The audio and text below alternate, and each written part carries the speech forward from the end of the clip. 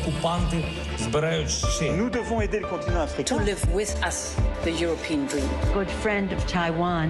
Europe 1, bonjour. Votre revue de presse internationale. Nous sommes d'abord en Belgique ce matin. Bonjour Laura Van Lerberg. Bonjour. Un gros titre dans la presse belge.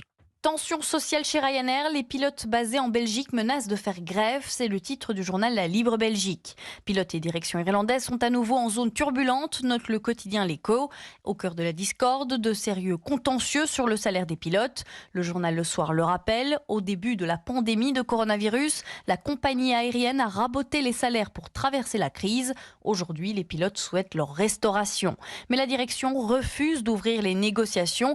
Elle demande aux pilotes de renoncer à leurs actions en justice sur les manquements passés de la compagnie, peut-on lire dans la presse. 3 organisations syndicales ont donc lancé un ultimatum à la direction, avertit le quotidien 7/7, lui donnant jusqu'à vendredi midi pour amener une proposition. La pression est du côté de la direction, conclut le journal Le Soir. Direction le Maroc avec vous Alexandre Blanc. Qu'est-ce qui fait la une des journaux marocains ? Eh bien, c'est la disparition de 51 Marocains portés disparus depuis plus de 3 semaines après avoir tenté de rallier les îles Canaries depuis la ville d'Agadir. On sait encore peu de choses sur les conditions de leur disparition, note l'opinion.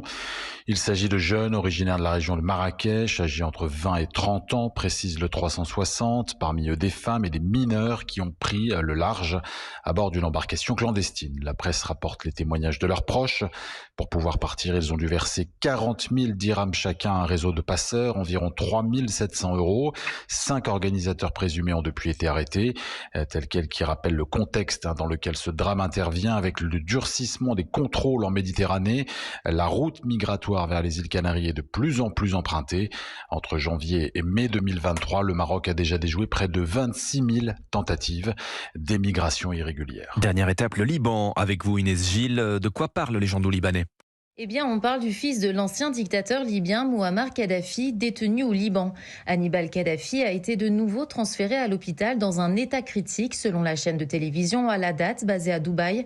Détenu au Liban sans procès depuis 2015, le fils du dictateur libyen déchu souffre d'une baisse de glycémie résultant de sa grève de la faim, indique le quotidien L'Orient le Jour. Alors, Hannibal Kadhafi est accusé au Liban d'avoir dissimulé des informations sur le sort de l'imam Moussa Sader, religieux musulman chiite libanais disparu lors d'un voyage en Libye en 1978. Selon The National, Moussa Sader est une figure très vénérée de la communauté chiite et a fondé le puissant mouvement libanais Amal.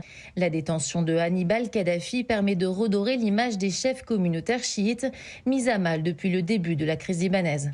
Merci Inès Gilles, merci à nos correspondants. 6h53 sur Europe 1.